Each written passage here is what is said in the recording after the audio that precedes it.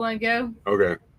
Things are not like up over here. I'm doing the best I can. I'm sorry. No, you're good. I just didn't know if that was a cue to like pause and you guys take over, but we're live, so this is what you get, guys. Dude, whatever happens, Izzy. This is the Right. fun of our experience. Jesse, can you check and see if there's a file for the first portion of the show?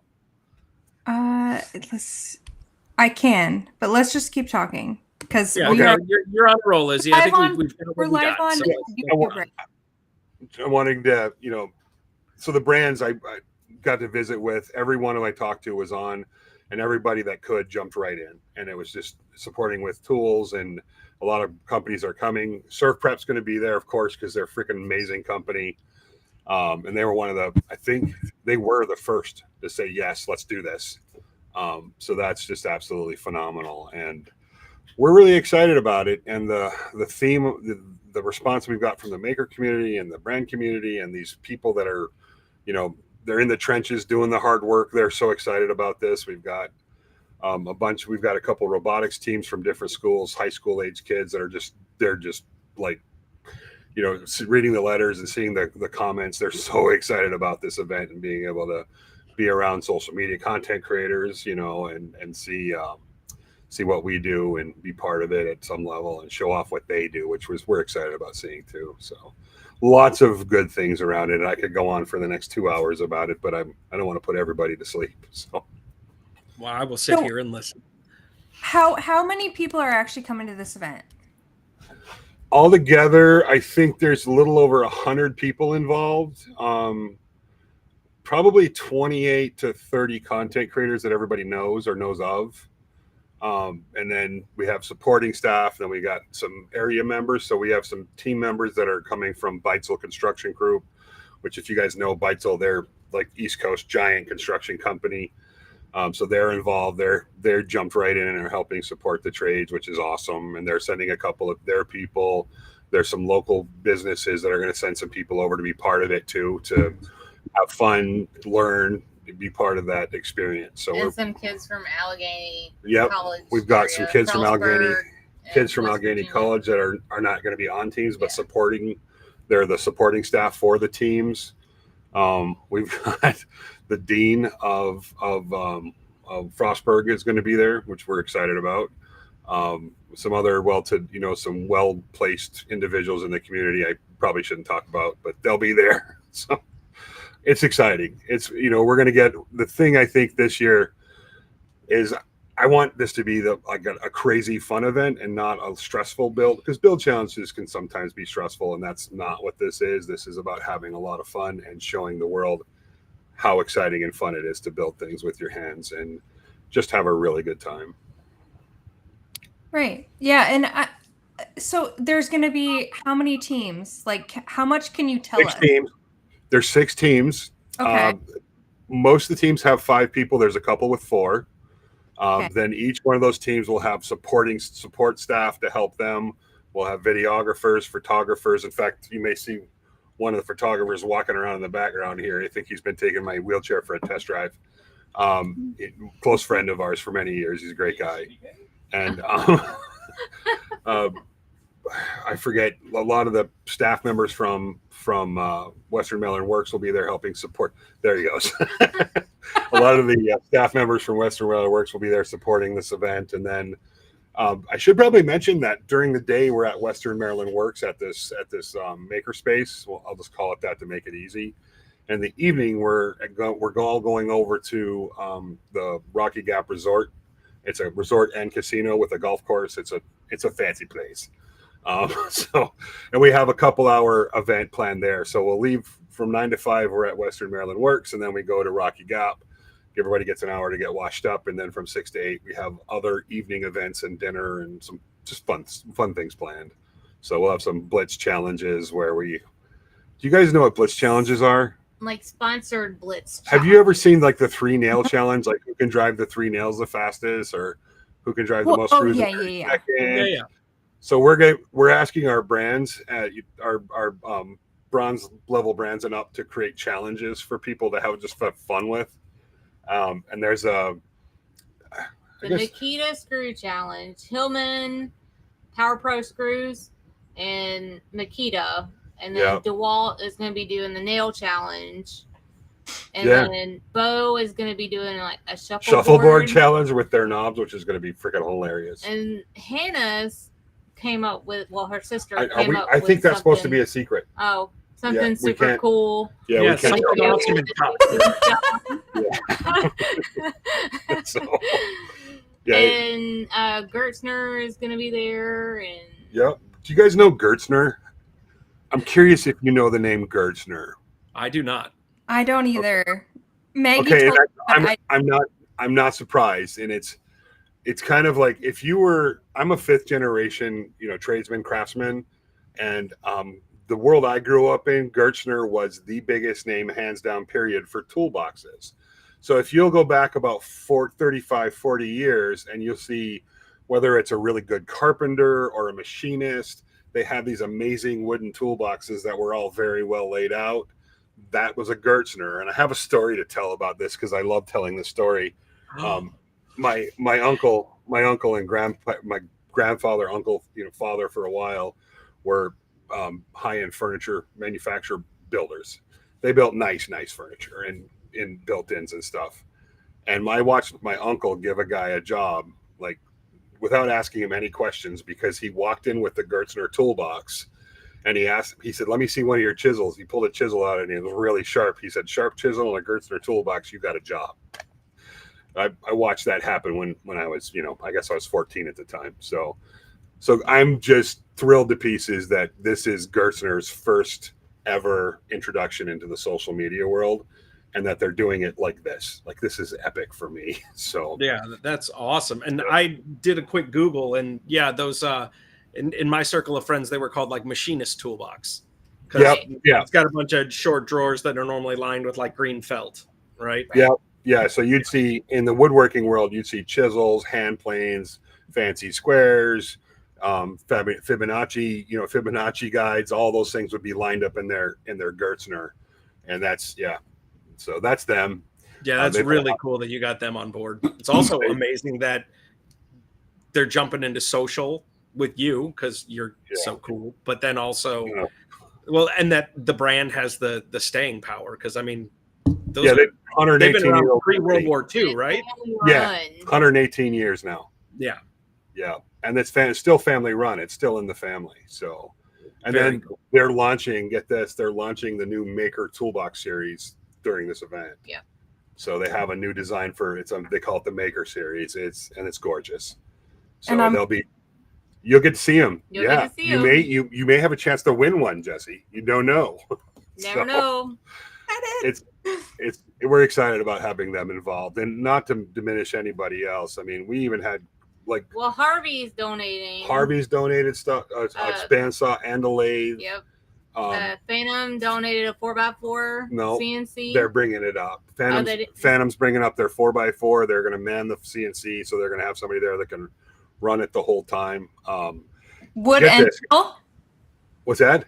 Wood and metal? They have plasmas there for metal, but they have a whole machinist shop. Yeah, they have a whole machine. It's robot arms. These guys have like a dozen robot arms in this maker space in this gorgeous country town. I'm like, how do you guys have freaking robot arms here? They have an amazing space. Yeah, it's awesome. It is so cool.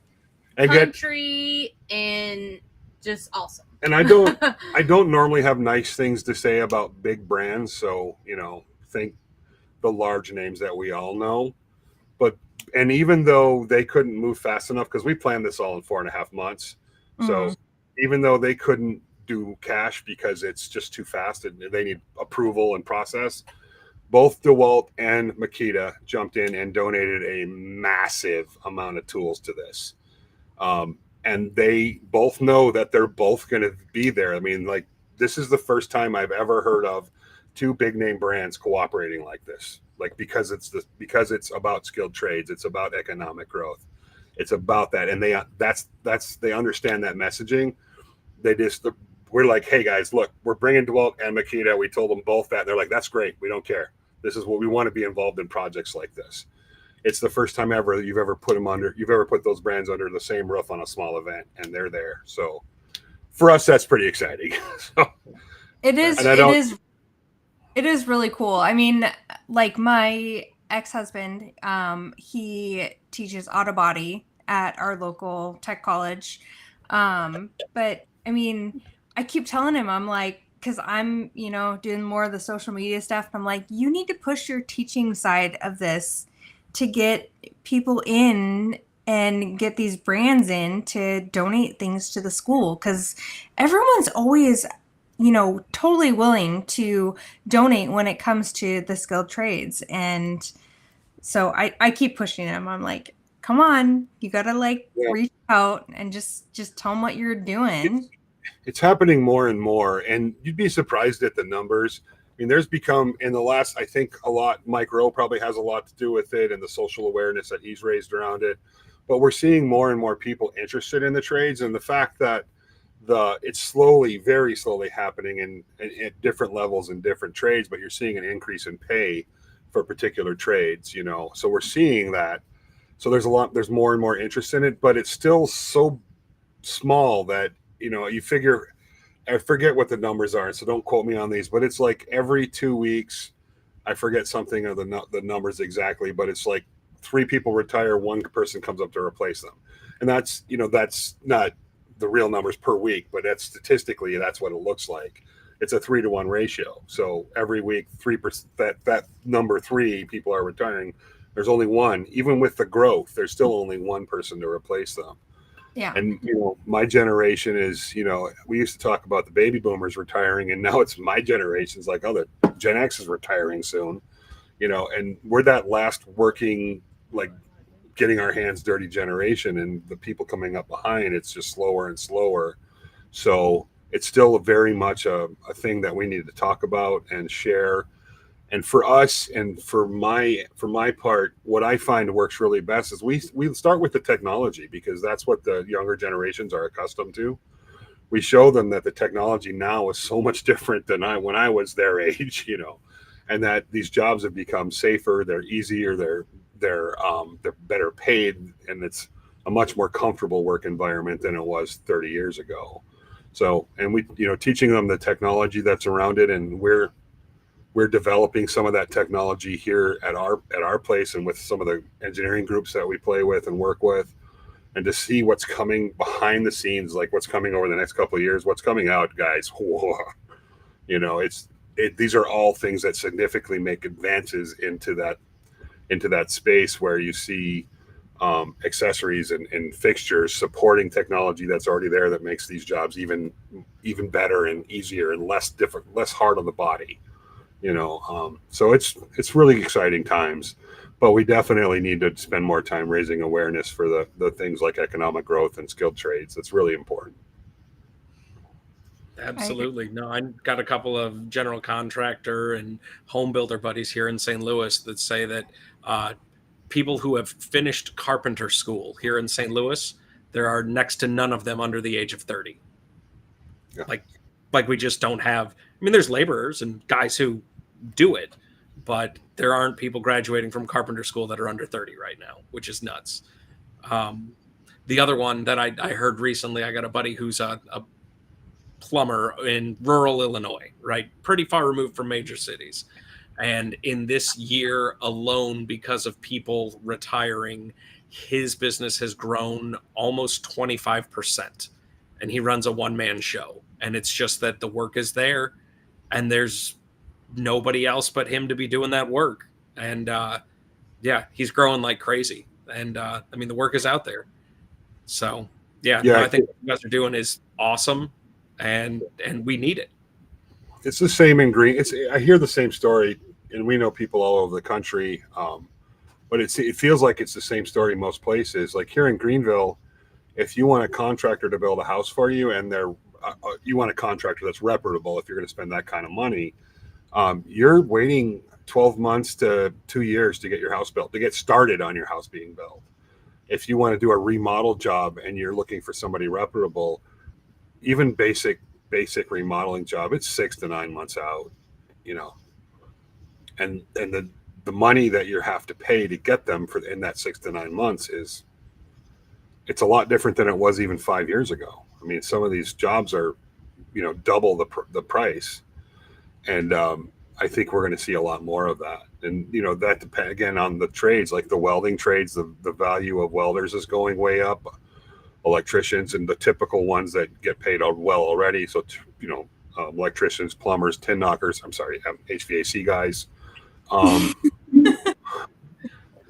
They're all seeing significant increases in their their pay, and it's getting harder and harder to find people to come out and do the work. The problem with that, and it says, well, that's great for them, and it is.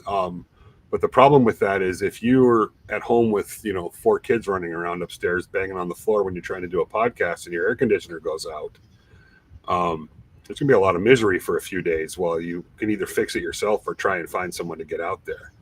And then you can expect to pay ridiculous amount of money to get it repaired because, it's just the way it's going to be.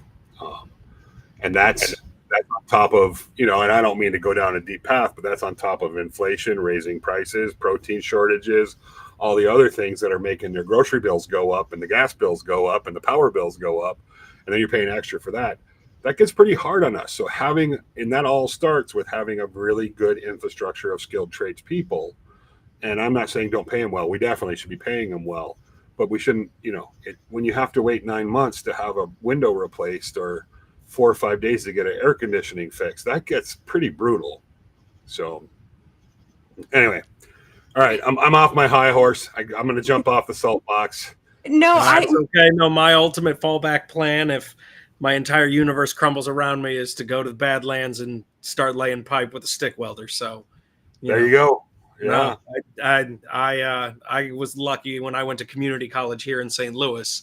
The fella who taught my multi-process class was the city of St. Louis welding inspector for the Steelworkers Union. So anytime there was steel erection in town, he was stamping and certifying. And man, I learned so much from that guy. It was a different time, though. You could smoke cigarettes in the classroom because they had overhead vents. It was. I remember those days. Yeah. I'm that old. So am I. Yeah. I remember the first time I got on an airplane, you could still smoke on an airplane. Yeah. Once upon a time, but that I think that it's not required for a degree, but I feel like for adulthood, there needs to be more industrial tech. There's a really fun book called Shop Class as Soulcraft. I don't know if you guys have thumbed through it. I think it's like 200 and some change pages.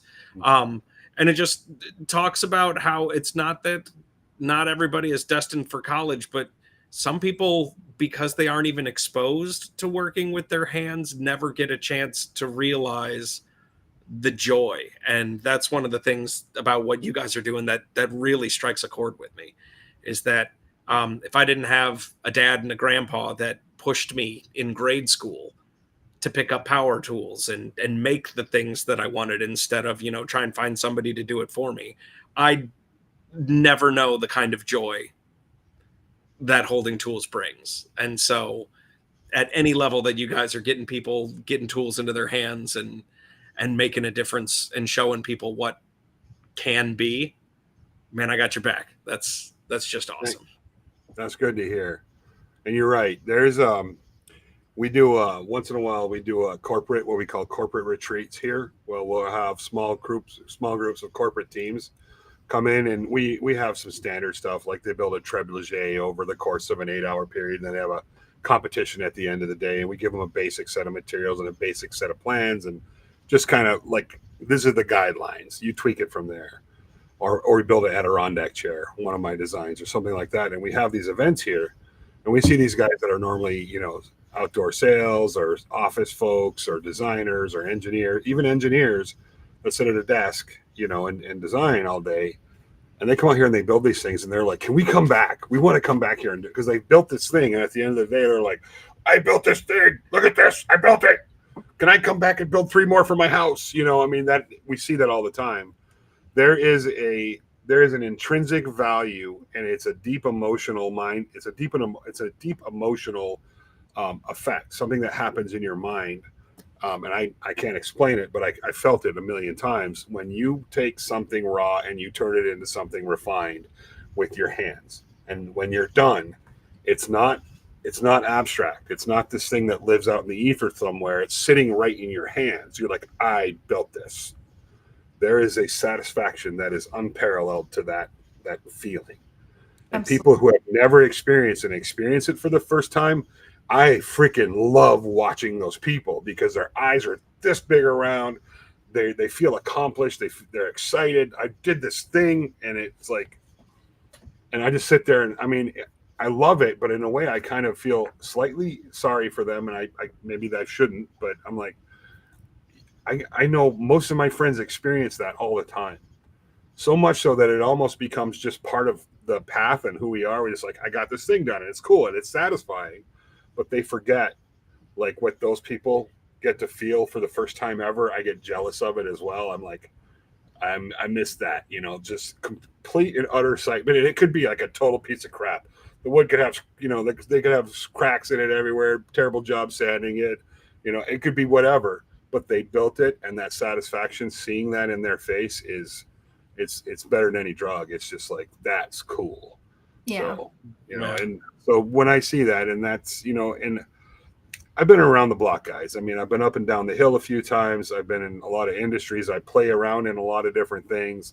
But the happiest people I know, from the hundreds of $1 million worth, you know, investors that have hundreds of millions of dollars, to the engineers, to the people that I in a daily basis deal with, you know, in the agriculture world and in the protein world and other places I play in, are the guys that build stuff. They're the carpenters. They're the electricians. They're the people that fix other people's problems. Those are the happiest group of people I know. And I'm not saying there's not happy people in those other places, but as a whole, if I'm hanging out with people, I want to be out there hanging out with carpenters and tin knockers and sparkies. That's where I want to be, because they're going to be having a good time, enjoying it, and just living it up, you know. So those are the kind of people I like to hang with.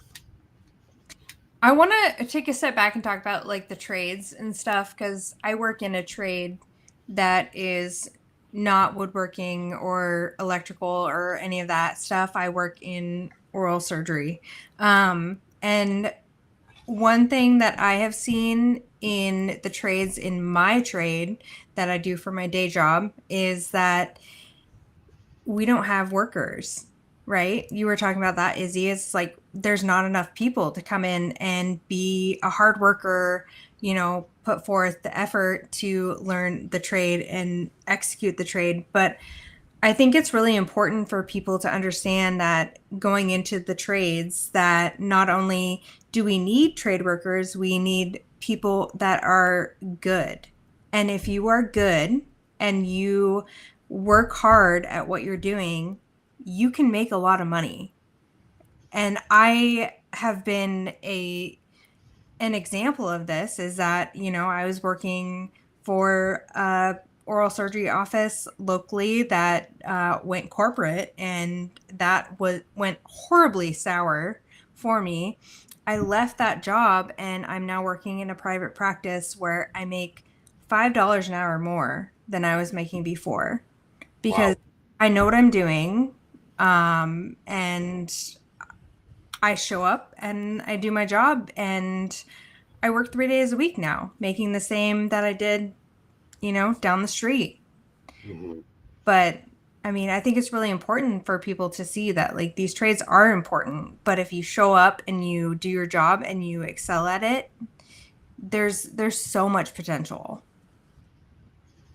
No, and that's the way it is everywhere, you know, especially in the trades. The trades is one of the, and I'm not, when I say trades, guys, and I want to Jesse's point, I'm not talking about contractors and builders and plumbers and electricians. Just, you know, the trades go deep. It's not just, you know, what you would typically come to mind. World go round. I forget the number, but there's something like 160. I was reading this the other day. 148, 160 different common trades. Mm-hmm. So that's a lot of different type of professions to be considered in common trades, and then it goes on from there. So there's a lot of trade, you know, trade jobs. But yeah, it's the people that come in and that do a good job and put a smile on their face and do the work. They get the most out of it, both the most satisfaction and the most reward. And, you know, I mean, that's pretty common. I mean, as far as any platform goes, if you do a good job, it stands out. Yeah. You know, so that's good. That's good. That's really good stuff. I feel like I've been on my high horse. I'm sorry. No, you're doing wonderful. It's reminding me of all kinds of other fun anecdotes. Like, I think there was a poll, and this is probably an old poll, and I can only hope that the statistic has improved, but something like only 50% of fifth graders can identify the difference between a Phillips and a flathead screwdriver, like on the first try. Mm. Ah. And that was one of those that I was like, I just sort of took for granted, right? Because, you know, we were greasy outside kids. I don't live in that world. I can't even imagine. Like my kids, you can walk my 8-year-old out to my shop. He can tell you what every tool is. You know, Right. Yeah. if I say, "Hey, I need a Torx head driver," he'll come back with a Torx head driver. If I say, "I need a 25," Grant, you have to say star bit. yeah, star bit. Sorry, Yeah. say star bit. But and I say, "Yeah, I want a T25 star bit." Here comes a T25 star bit, and he's been able to do that since he was 5. You know, so I take it for granted, and that's just the world we live in, and you know, Maggie and I, and the way we live our lives. But I know that's different for a lot of people. But that's one that just kind of blows me away. Yeah. But that's fair. My mom is 71, and you know, I don't think she could bring me a Phillips head bit or a flathead bit. I'm kidding. If she heard me, if she heard me say that out loud, she would smack me in the back of the head. Well, yeah, she has a van, and her son, my mom's a van lifer. His brother built this thing underneath the refrigerator so it wouldn't move around. And she's like, I think he did it through the bottom of the van. And I looked under it, and I was like, there's 4 different kinds of screws under here. Those 3 different kind of head screws and 1 bolt. I was like, oh, okay. The context. The context you're missing. But she just thought that he had attached it through the bottom of the van. And I was like, no, it's under here. She just couldn't get the drivers under there. The context that you're missing is my mom lives in her van for 6 months out of the year. She's a half-time van lifer. She travels all over the place. She goes. That's awesome. Yeah, she goes everywhere. So at 71 years old, she's like this little old lady, but she just like no fear, just does whatever. She goes and travels all around the country doing all kinds of crazy things. Wait, you're pretty cool. Living her best life with her doggy. Yep. Izzy, you're saying that your mom is a little lady? Little lady, Maggie size, 5'4", 5'5". Are you serious? Yeah. Oh my gosh. And she has a Bouvier. Just so big dog. You guys know, I'm the runt of my family. You are? I'm 6'2", and I weigh 400 pounds. Not normally that, but I'm a big dude. And I'm the runt. Like my cousin Tim is 7'4", weighs every bit of 500 pounds. That's not a real thing. Like I believe you because you have no reason to lie to me. Yeah. But I'm confident that I don't know if I've ever met a person that came in that size. Yeah, on my mother's side, I'm related to the fattest man that ever lived. Correction. That could walk. He was the heaviest person that could ever walk. His name was Robert Earl Hughes, and weighed at time of death 1,079 pounds. That's amazing. Yeah, and he could walk still. What was he buried in, a piano box? No, they buried him in a coffin, but it was the size of a grand piano case. Yeah. Can we talk more amazing. about this? Can we talk more about your family history? This sounds like more fun. I mean, again, only what you're comfortable with, but that's astounding. And you said his height started with 7? No, my uncle Tim. My cousin Tim is 7'4". His little brother Jim is 7 foot tall. His sister is 6'8". And she managed. I don't know how, but she managed to keep the weight off. We have a propensity for large people in our family. It's just a genetic. Incredible. Yeah, big got people. Really big bones. Yeah. So I'm only. She said bones. Bones. And my wife is only like 5'7". Yeah. But my wife has an uncle that I think is like just shy of 7 feet tall. Yeah. And granted, because I'm so short, everyone's almost 7 feet tall, but I think he ducks to go through doors. And that's my 7-foot marker there. And I am terrified that both of my boys are going to end up being like 6 foot and change. My daughter that she is hoping that she doesn't end up that tall. Her dad had to duck under ceiling fans and stuff indoors. How tall is he? He was 6'7" or 6'8". Okay. You're teeny. That's like me and the beard. I'm 5'3". He's 6'5". I'm 5'4". You're not 5'4". Shorter than me, Maggie. I'm 5'4". I just don't wear any shoes with heels. I'm usually wearing Crocs or flip-flops. Neither do I. Have you met me? All I wear is work clothes and tennis shoes. I think they measured me when I measured Lucy. I was 5'4".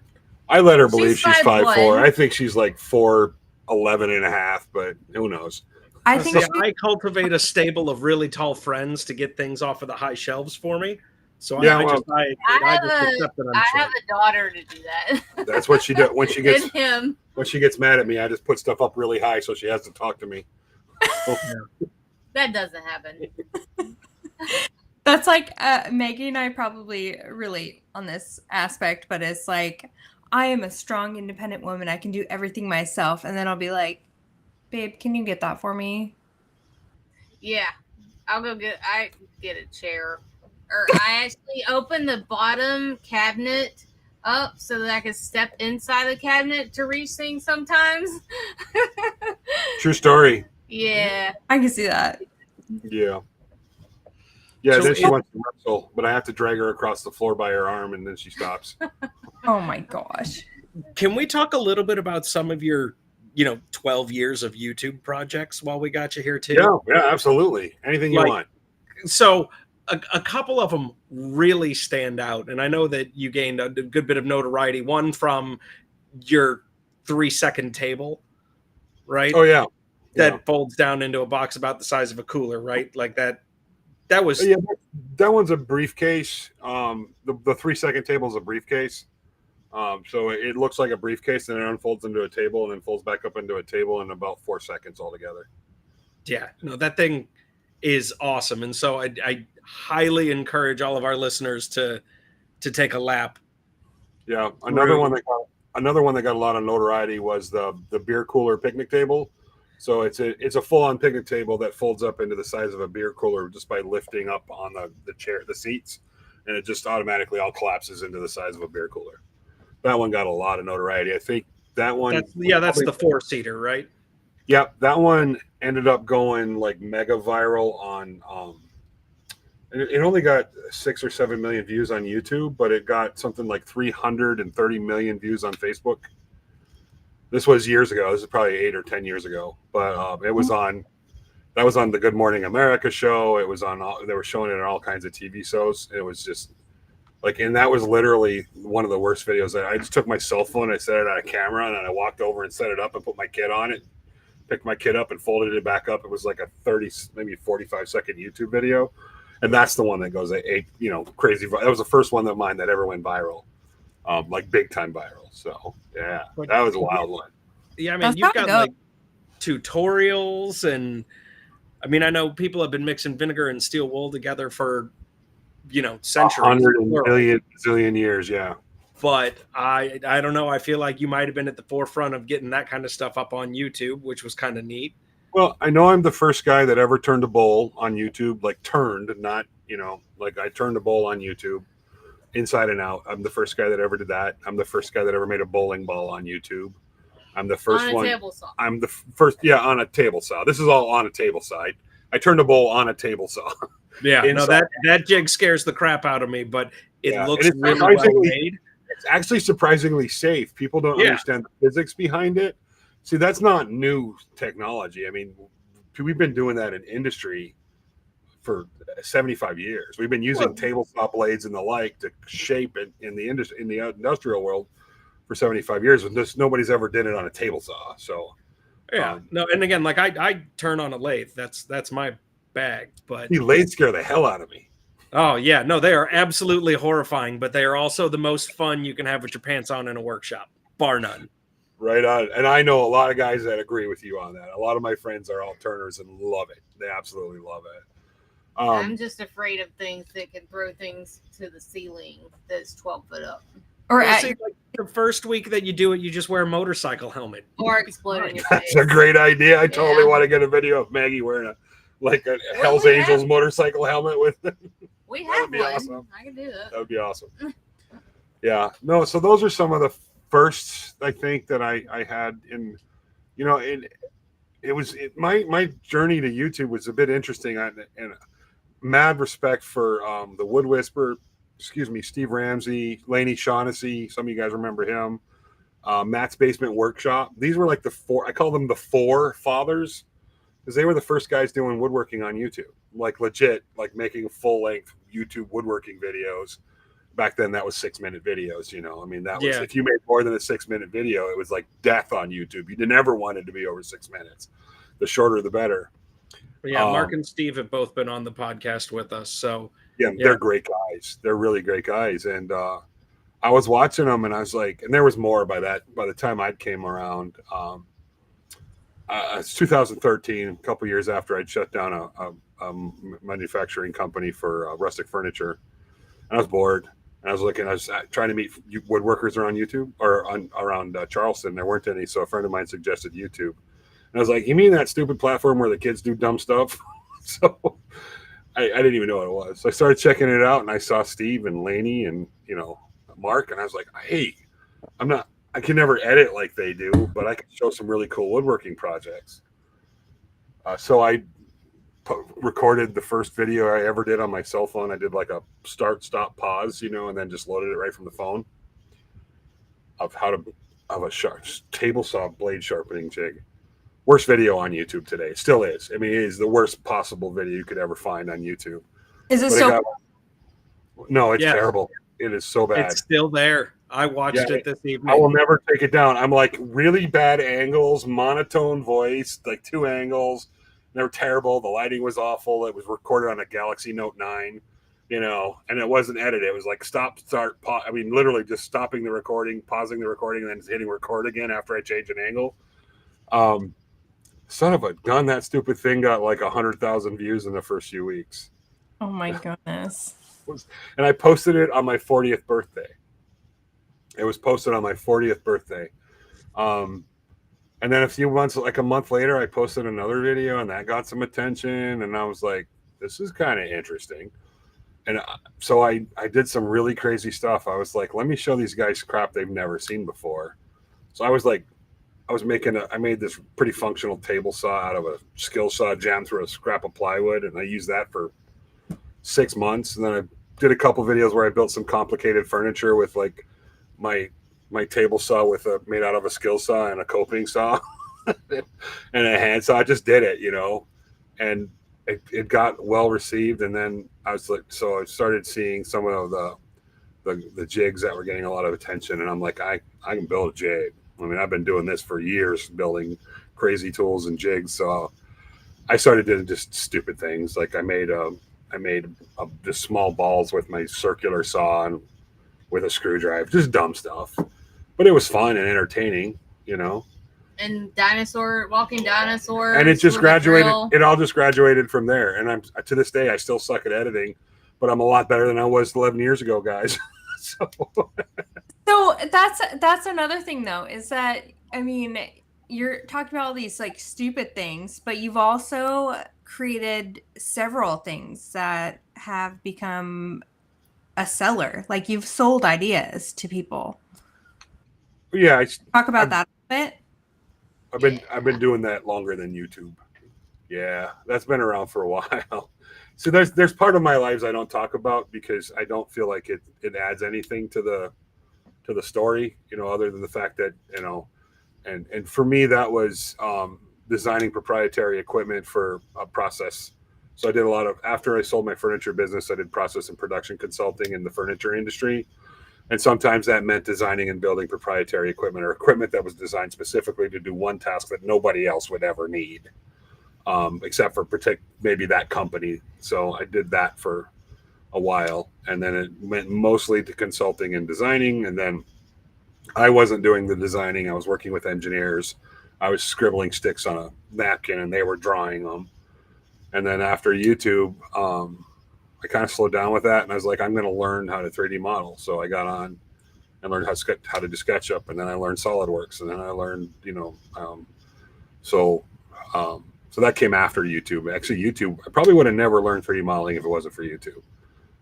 But now I use it every day and still design things. I'm like right now I'm actively working with Bow Products to design some products for them. Either design or help refine some ideas and products around them. There's a couple other companies I work with. I work for a company called TMX Solutions. We're a biotech company. I'm the CIO, if you guys, Chief Innovation Officer for them. So that's mostly agriculture and green energy and bio waste conversion stuff. So it's probably really boring crap for anybody to talk about. But so I do a few of those things, and that's one of the reasons why I haven't posted much on the way of videos in the last few months on YouTube. We've been in a pretty big funding round with TMX Biosolutions, so I've been busy with that and with the other stuff. So the social media usually comes last. So every once in a while you see us kind of fade in and fade out and fade in and fade out. That's why.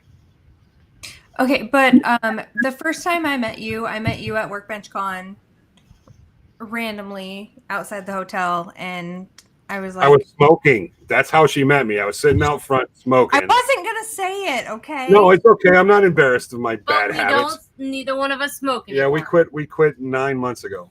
Good job.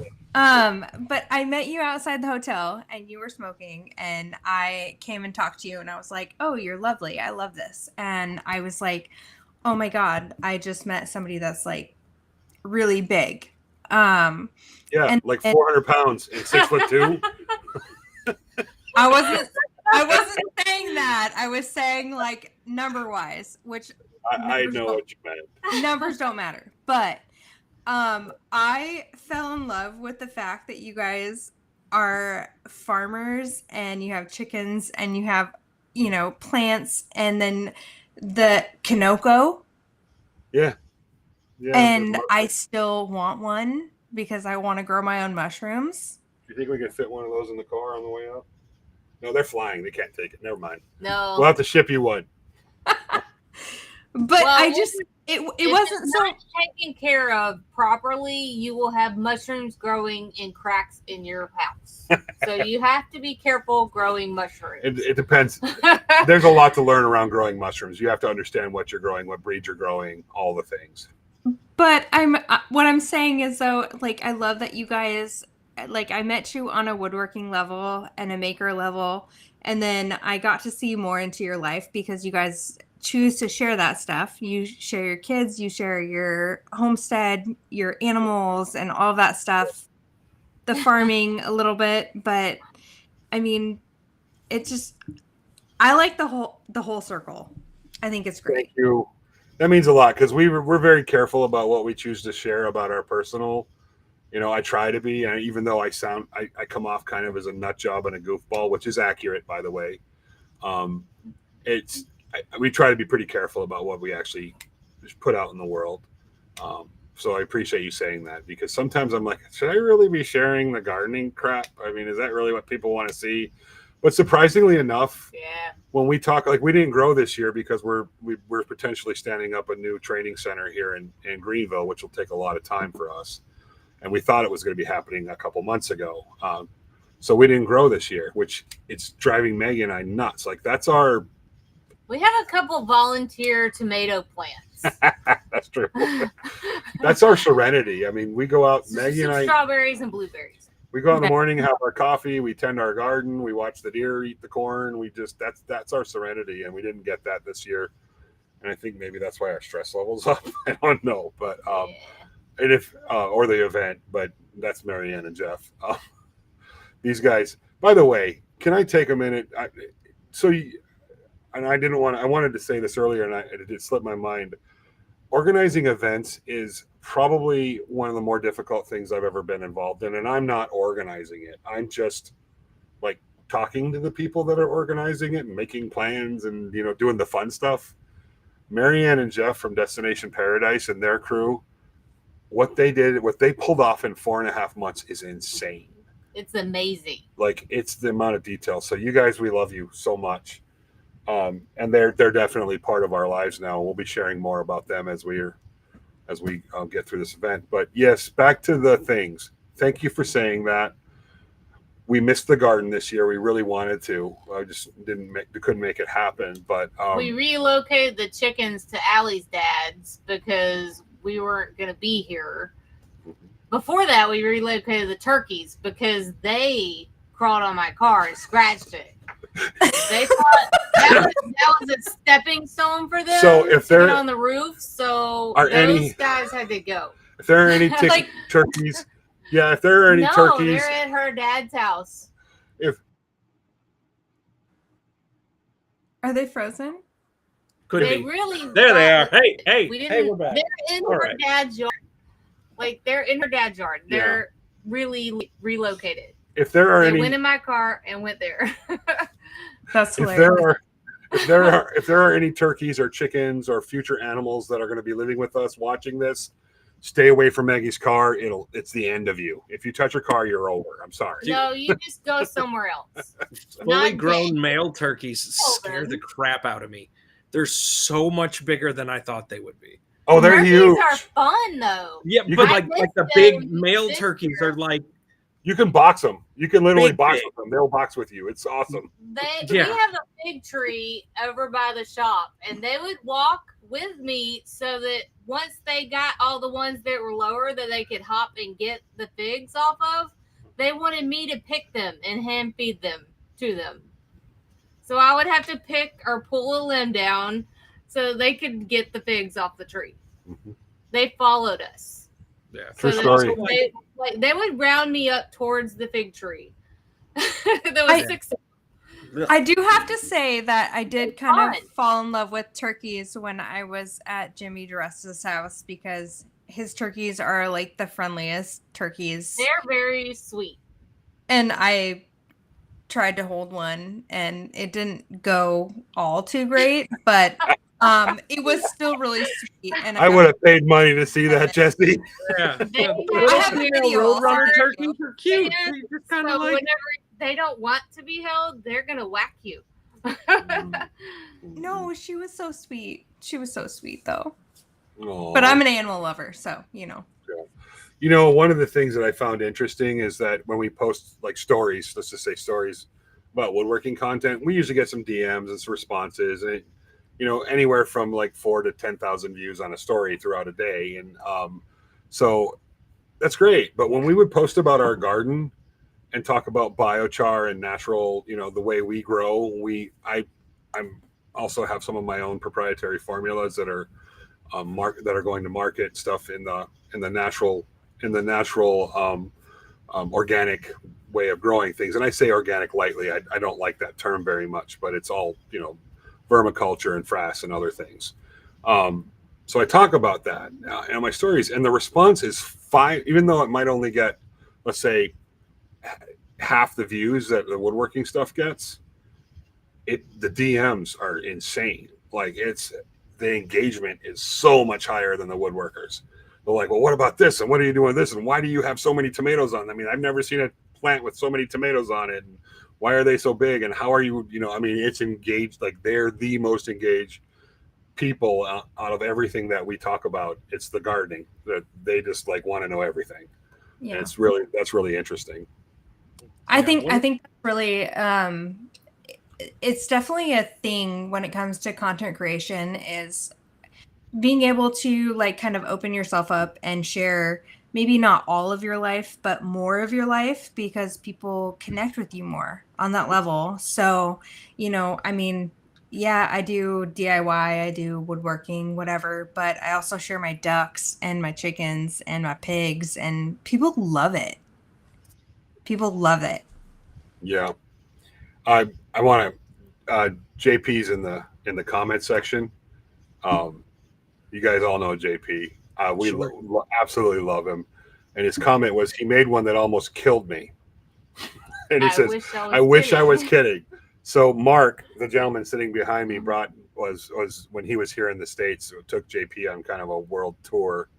And They stopped by our house when we were in Charleston, and I still had my my electric drill powered go kart or Adirondack chair, and I had converted it to a standing so you could. I drove the damn thing around the neighborhood. I mean, it would go for like a mile and a half with one battery charge with me on it at about 12, 13 miles an hour. So I just like take it around the neighborhood. I got the cops calling me a lot because I lived in an HOA at the time, and some of the people hated that. The cops would come out and be like, "Can I take it for a ride?" It was great. That said, he jumped on it, never having ridden it before, down the road, and biffed it right in front of a car that was driving down, that was coming up behind him. So he almost got ran over on one of the contraptions I built. Yeah, but almost is the important word in that sentence, right? Yeah, that's true. No, the sad part is it's not as good of a story. If he would have got ran over, it'd have been a better story. But I'll Okay, take JP. We over still the love story. you. Keep making your videos. You're a wonderful turner. So yeah, that's a fun one. So the time is now 8:58 Central. Okay. That doesn't mean that we're booting you off yet because we have a couple more clerical things that we need to talk about. One of which is taking a lap through Makers for St. Jude. Last week, we talked about how at the beginning of the year in January, we had a conference call where we discussed what we thought an appropriate goal of fundraising for 2024 would be. And in 2023, we helped Mike raise $11,000 for St. Jude. Holy cow. This year, Yes. on that conference call, Hannah put the squeeze on us. Hannah from Surf Prep, Hannah, we love you, and said, you know what, let's do 20. Let's double down. And as of, I believe, a week and a half ago, June we have 25th. achieved our $20,000 raised for St. Jude in 2024. And that means that as of today, Mike has pushed our 2024 goal to 35. And we still have the rest of the summer and an amazing fall challenge and some really, really cool involvement from some really great brands, one of which is Onefinity, I think, is going to be getting on board to do some fundraising also. Have we announced that yet, though?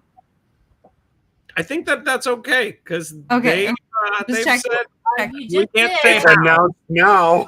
we can't say how and we can't say what, but I know Stone has been really cool and active, and Yeah. he's a really great ambassador for that brand also. Yeah, so Onefinity is an amazing machines, amazing company. So that's awesome. yeah. But yeah, so just a fair heads up, we do have a fall Makers for St. Jude challenge that is going to be coming up. Izzy, obviously you are welcome to participate if you would like to. Childhood cancer sucks. St. Jude makes the lives of the families dealing with something so crappy just a little bit better. And frankly, when you're in the middle of it, just a little better means a whole lot more than just a little bit. So Makers for St. Jude, awesome charity. Happy to be a part of it. Check out Makers for St. Jude or Woodworker versus Cancer. Mike is the spearhead for all of that.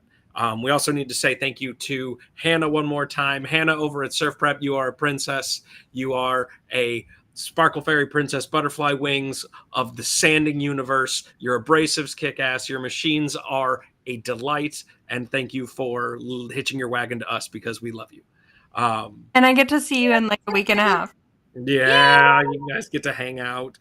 But that does, however, bring us to sort of the final question, Izzy. And that is at the end of every episode, I like to ask our guest to come up with a motivational phrase or a thought or a concept or a reason to get all of our listeners excited to kick open the doors of their shop, go pick up a tool, go make a mess, go get awesome, go try something different. What would you like to share with the class? I think the one thing that has affected me the most over years and keep me motivated through illness and sickness and all kinds of crazy stuff is a very simple quote, and it's either you run the day or the day runs you. So it just means you make the decision to have a productive day or a good day, or you let the day make the decision for you. So that's been a really good quote to live by, and it helps kind of kick things in the butt in the morning when you don't feel like it. So, and you know what I find is that one foot in front of the other just makes, if you're not feeling it, just take one step and then take the next step. That's all you have to do. And the rest of it will fall into place. I love it.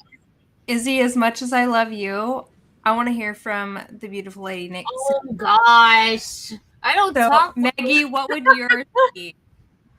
I'm gonna put you on the spot because I love you and I know you have good words. No, I'm a redneck. I don't know. I just try to keep, if you're feeling defeated, just keep going and make the best of whatever is happening at the time. I think she lives it. She lives her motto. She sees the good in people, I think, more than anybody I've ever seen before. Including, I defend people I don't know. She does. And she like, sees the good things in a lot of really crappy situations. So she has been been a champion for us and our people and our groups more than once. And I think that's kind of your MO. Is just, you can always expect Maggie to try and see the good side of things, and she's always there with a lot of energy to get things done. And I guarantee you, she will work circles around every single person I know. She's the hardest working woman you'll ever meet. She's my champion. I'm going to say it here first. Thank you. I love you, Maggie. I got really hot because I was put on the spot. I love it.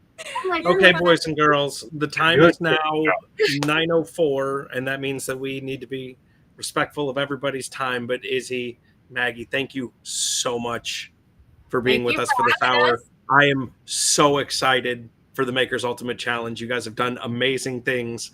You have amazing brands on board, and the message that you guys are pushing along is fundamental in its importance, and that's absolutely wonderful. You guys are doing awesome stuff. Thank you. Thank you. We will see all of our listeners who we can't see, but we will be back next week. Same bat time, same bat channel, here on YouTube's and Instagram's live. Good night to all, and to all a good night.